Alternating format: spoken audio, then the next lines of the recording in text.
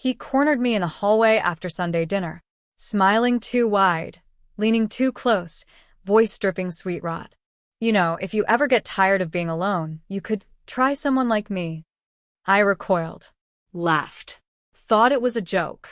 But then he grabbed my wrist. I'm serious. My name is Ava, and from wherever you're watching this, stay with me. Because have you ever had your entire family turn on you in one breath? Over a lie so filthy, you could barely even defend yourself? The next morning, my sister texted. He told me everything. Stay away from us. I froze. What everything? I called. No answer. I called again. Nothing. My parents jumped in an hour later, group text. We're disappointed in you, Ava. Let your sister have her happiness. Like I was some predator. Like I tried to rip her perfect wedding out from under her. Like I was disposable. I started to type back, to scream the truth, to break down every disgusting word he'd whispered to me. But then I stopped, deleted the draft, and sent one word instead. Done. Because if they could believe a stranger over me, if they could erase my loyalty in a single moment, then I could erase my support just as easily. I checked the loan paperwork that night. My sister and her fiancé's dream home was only possible because I co-signed, because my credit was spotless, because they begged me to help them qualify, saying I was part of this family forever. Funny how forever has an expiration date. I called the bank first thing Monday, removed myself as guarantor. Quiet, legal, no announcement. And 2 weeks later, their loan collapsed. The house deal fell through. No dream wedding backdrop. No perfect Instagram brag. I didn't gloat. Didn't text back. Didn't warn them. I just watched their cardboard moving boxes pile up on the curb like a gravestone to their own cruelty. Because if I was going to be cast as the villain, I'd play it. But on my terms. They found out on a rainy Thursday. My sister showed up at my apartment, mascara streaked, pounding on the door like the world was ending. I opened it calm, steady. She didn't even say hello. Did you do this? The bank says the guarantor pulled out. We lost the house, Ava. I studied her, hair frizzy, eyes wild, ring spinning on her trembling finger. No, I said carefully. You lost the house. Her jaw dropped. How could you be so heartless? You know we can't qualify without you. You promised to stand by me. I almost laughed. Like you stood by me? I asked. When your fiancé lied about what I supposedly did? She blinked, stuttering. He told me you. I cut her off. He lied. And you believed him. You told me to stay away. So I did. From your wedding. From your house. From everything. A storm rolled across her face, disbelief crashing straight into rage. You're punishing me? I shook my head. No. I'm protecting myself. You didn't want me near your fiancé? Your marriage? Your dreams? Fine. I'm gone. All the way gone. Behind her, thunder cracked. She tried again, voice breaking. Ava, please. We already gave notice on our apartment.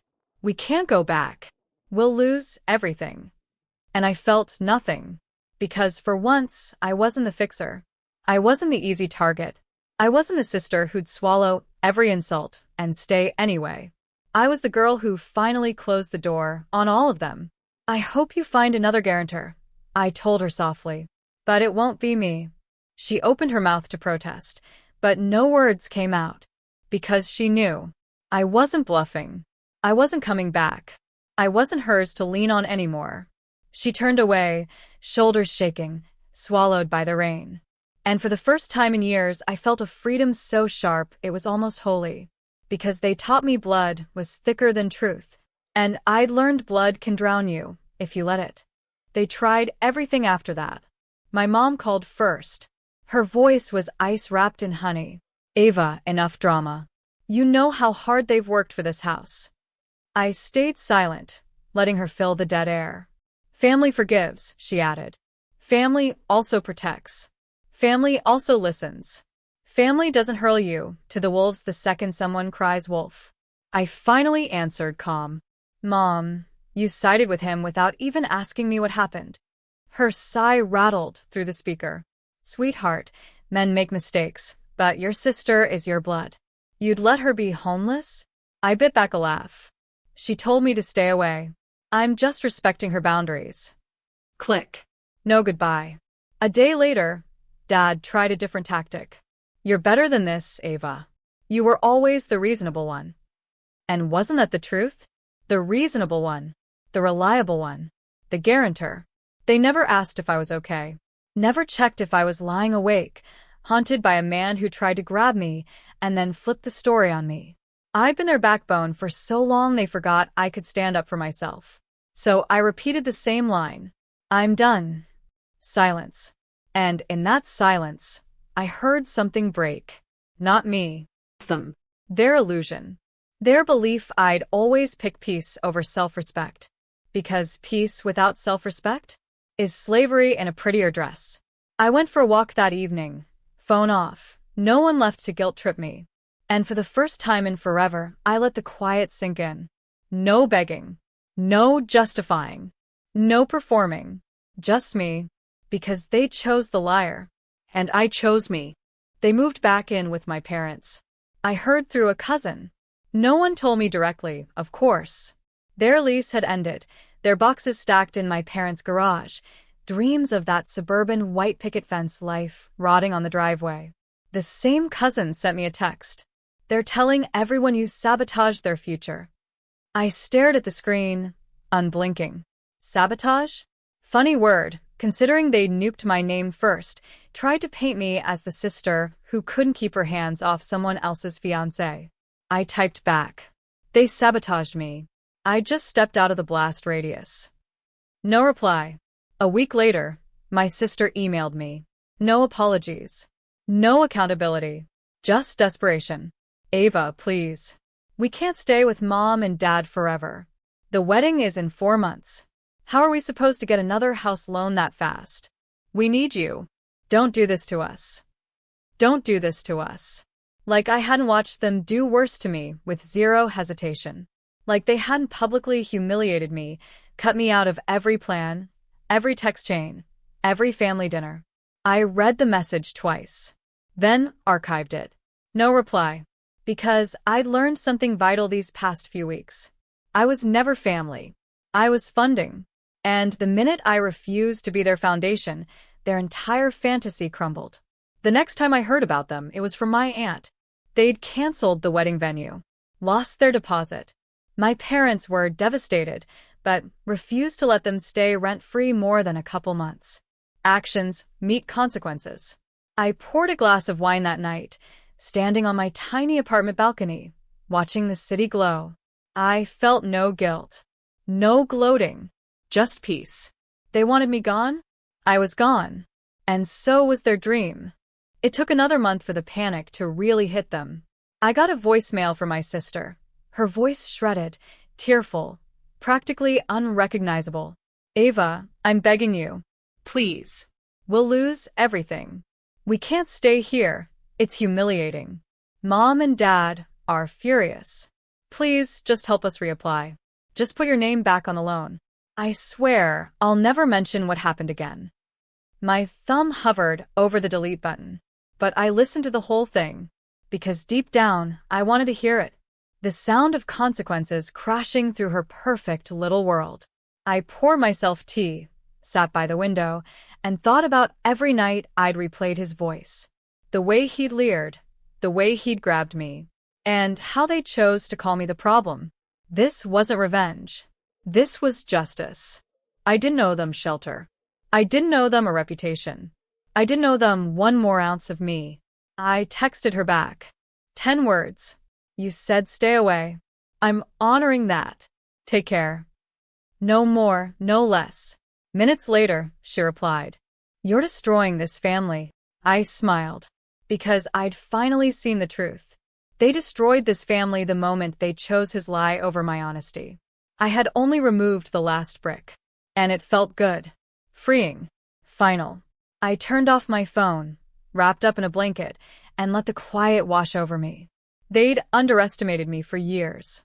saw me as a reliable crutch. Useful but silent. Not anymore. They told me to stay away. I did. And now they could watch the walls collapse, without my hands holding them up. The fallout spread wider than I expected. Their wedding was postponed, indefinitely. No house meant no fancy venue backdrop, no picture-perfect hosting space to impress her social circle. My sister tried to spin the story, of course. Played the victim. Posted cryptic captions. Family can betray you worse than strangers. Her friends asked what happened. I stayed silent. Because the best revenge is watching them unravel with their own half-truths. Meanwhile, my parents tried to smooth it over. Dad called, voice tired, as if I had exhausted him. Ava, you've made your point. Enough now. We're family. Family. That word again. It used to break me. It used to feel like a chain around my ribs, pulling me back into their mess. Not anymore. I replied evenly. You didn't believe me. You didn't protect me. So I protected myself.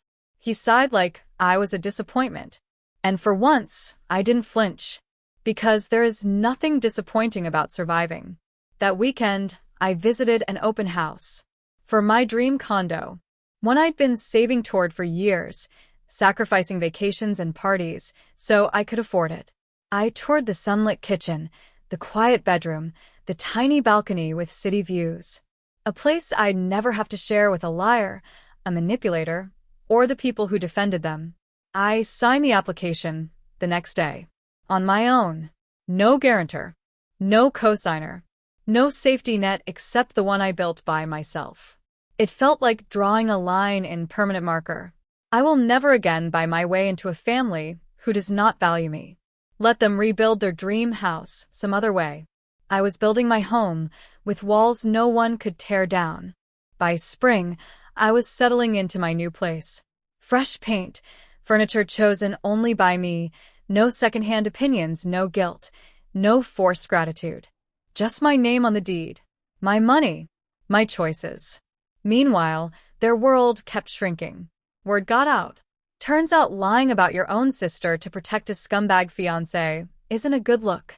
My sister lost friends. Her fiancé's family started asking questions too. Why couldn't he close on a house? Why was there no wedding date?